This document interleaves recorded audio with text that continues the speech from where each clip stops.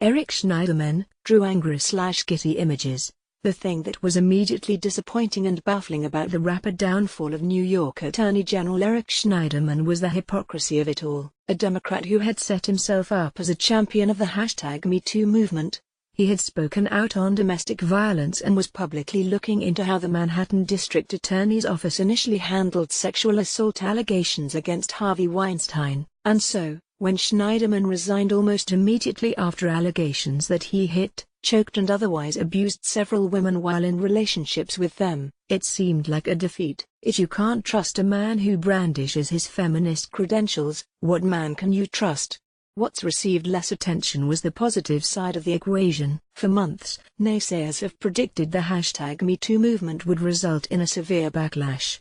But that hasn't come to pass. If anything, claims of harassment and other bad behavior are taken more seriously than they were even a few months ago. That's the good side of Schneiderman's 3-hour downfall. Politics, after all, has long had a problem with sexual harassment. In many ways, the profession leads to it. Lots of legislators, a predominantly male group, live away from their families, either in state capitals or in Washington. Every year brings a new influx of wannabe staffers and assorted political players, many of them young women at the start of their careers. There are after-work events, and meetings in bars and restaurants. Alcohol flows freely. This environment is all but a petri dish for sex and relationships. Much of what takes place is consensual, but some of it is not. And almost all of it went all but unacknowledged, until the events of the past year. #MeToo upended this uneasy dynamic. Since the New York Times published its investigative blockbuster on Harvey Weinstein, a sudden burst of attention has focused on politicians. We are more likely than ever before to believe the women making the claims of sexual violence and assault, not the lawmakers, candidates and officials who claim their innocence. This has not come without controversy. Many do not want to believe the worst about the politicians they believe are on their team. Some Democrats angrily opposed the move to push Al Franken out of the Senate over allegations that he groped a number of women. On the right, columnist Mona Charen needed a security escort at the Conservative Political Action Conference in February after criticizing the party members who supported former Alabama Senate candidate and accused pedophile Roy Moore.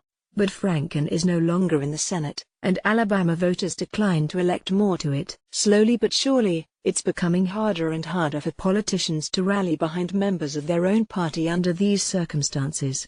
Take Missouri Governor Eric Greitens, who is scheduled to go on trial next week for invasion of privacy, after he allegedly tied up a woman with whom he was having an affair, blindfolded her and took a picture without asking permission. She also alleges he hit her without permission, as well as coerced her into performing oral sex on him. Many prominent Missouri Republicans have demanded he resign, and state legislators are looking into impeachment. Yes, it will take months, but it's being taken seriously.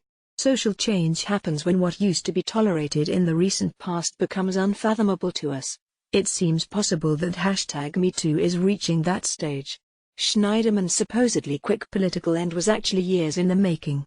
It demonstrates how rapidly the conversation has changed around sexual harassment and violence in the past year alone. Make no mistake. That's progress.